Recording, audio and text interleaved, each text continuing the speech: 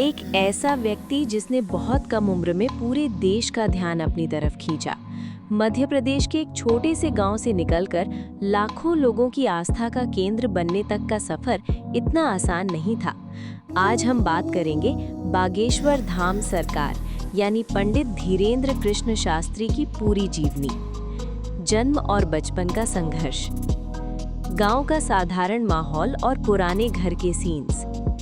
धीरेन्द्र शास्त्री का जन्म 4 जुलाई 1996 को मध्य प्रदेश के छतरपुर जिले के गड़ा गांव में हुआ था। उनका परिवार एक बेहद साधारण ब्राह्मण परिवार था।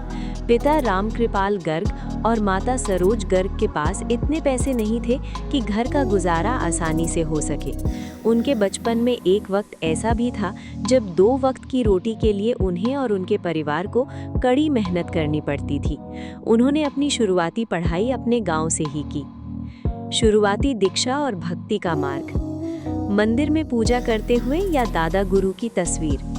धीरेन्द्र शास्त्री के बागा ग्रैंडफादर पंडित भगवान दास गर्ग बागेश्वर धाम मंदिर में दरबार लगाया करते थे। उन्हीं को अपना गुरु मानकर धीरेन्द्र जी ने राम कथा और धार्मिक ग्रंथों का ज्ञान लिया। उनका झुकाव बचपन से ही हनुमान जी की भक्ति की तरफ था। उन्होंने बहुत कम उम्र में ही राम कथा वचन शुरू कर दिया था, जिसे सुनने के लिए लोग दूर दूर से आने लगे।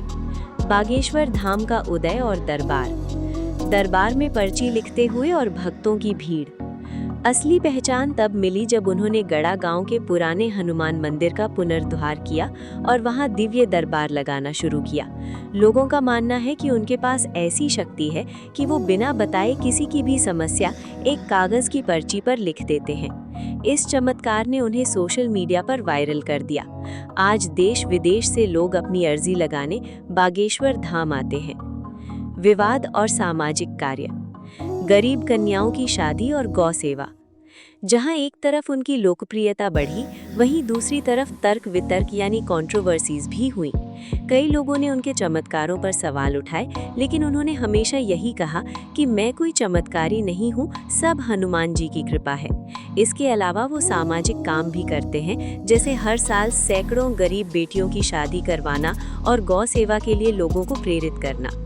धीरेन्द्र कृष्ण शास्त्री आज के दौर के एक ऐसे संत हैं जो सनातन धर्म की बातों को युवाओं तक उन्हीं की भाषा में पहुंचा रहे हैं। उनका कहना है कि भक्ति में ही असली शक्ति है। क्या आप भी बागेश्वर धाम गए हैं? हमें कमेंट्स में ज़रूर बताएं।